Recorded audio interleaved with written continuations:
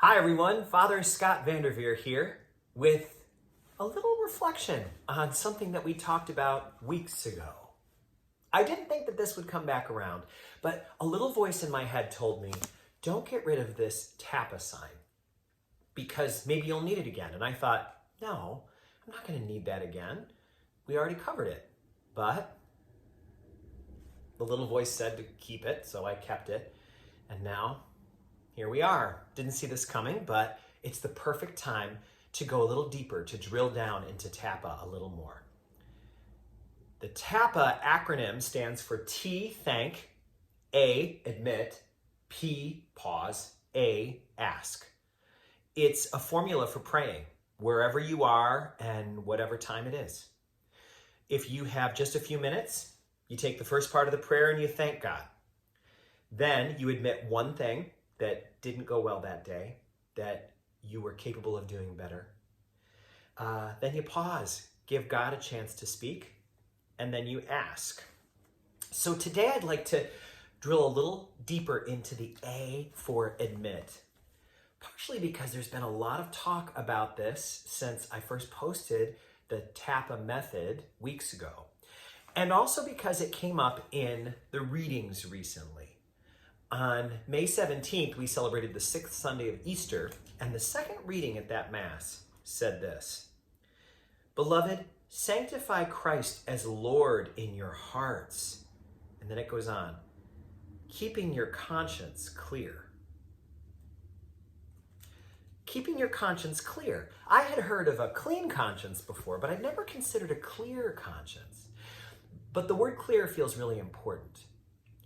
Like clearing up a misconception, clearing off the table or the countertop, clearing away whatever's built up.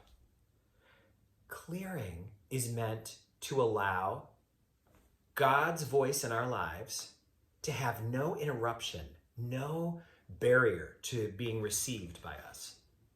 So clearing it is like keeping the table clear so more things can be said on it, keeping the countertop clear so that it's a workspace. Because I think it's interesting that when we talk about keeping the conscience clear, God uses our conscience as a communication device, as the radio signal directly from heaven to us. It's the little voice that says, are you sure you want to do that? Or don't say that. That's going to blow this argument into something way bigger. Or go back and help that person. You saw them struggling. Give them a hand. It's that voice that tells us there's something I have an opportunity to do and it's really important. Or a voice that says, that wasn't good. Go apologize to her. Our conscience needs to be kept clear because it's a radio signal. It's a broadcast from heaven. So clean is a nice image, but clear, as the scripture says, is probably better. It's better for us to understand that our conscience is the divine voice speaking to us. So now enter the importance of the A for admit. When we admit one thing from the day that we're praying in that we did wrong, one thing that was not our best effort, one time that we heard a voice through our conscience that then we didn't listen to, when we do that, we clear the channel. We clear it. We clean it up. We fine-tune the knob. Remember transistor radios? We fine-tune the knob on the radio so that the broadcast can come in without any static. And if we do that every day, not only are we going to stay more humble, we are going to have a much clearer signal from God. That is how the conscience works. The more we listen, the clearer, the louder the broadcast. And the more we ignore it, the easier it is to ignore. So I think it's interesting that we think about the positivity of the admit. It might not seem like something that you want to do. It might seem negative. You might say, oh, here we go, more Catholic guilt. But if that's what you're feeling, and I understand if you are, it's time to have a talk about the difference between guilt and shame. Guilt is a good thing.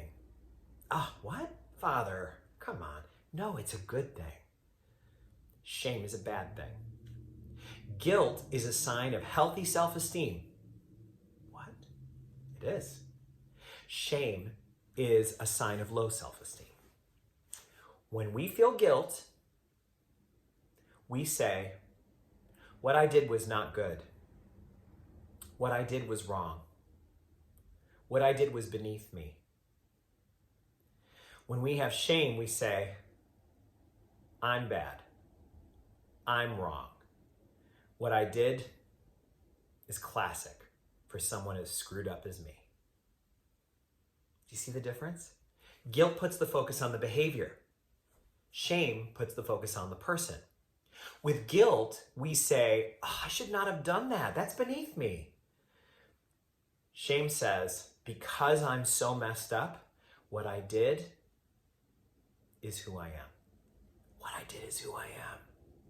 That's never a good idea. When we do something good and we say, what I did was who I am, we become puffed up and arrogant and ready for a fall.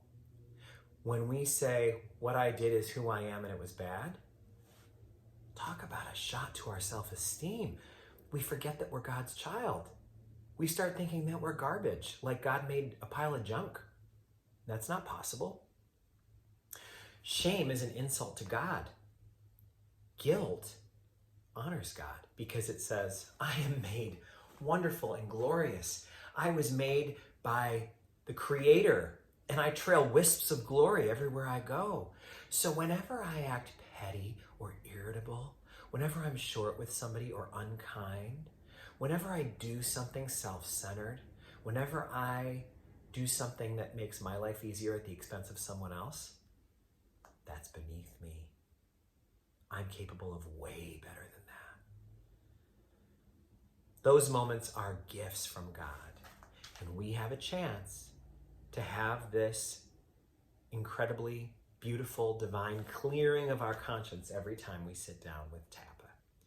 Start by thanking God, then admit one thing you've done wrong, clear the channel, tune it in, then pause, and you'll receive instruction. Like the instruction that I received to save this, because you never know if you might need it again. And I was like, I don't like clutter. I don't want to hoard this. The voice said, just keep it. And I thought, all right. Because so often the voice tells us things that we're not thrilled to hear. But if that voice is coming from God, there's no better guidance we could ever receive. So, if you haven't already, give Tapa a try. And don't be afraid of admit. And if you ever feel like, more Catholic guilt. No. Maybe what you're talking about is Catholic shame. And that's bad. Catholic guilt is a sign that we know that we are made in God's image.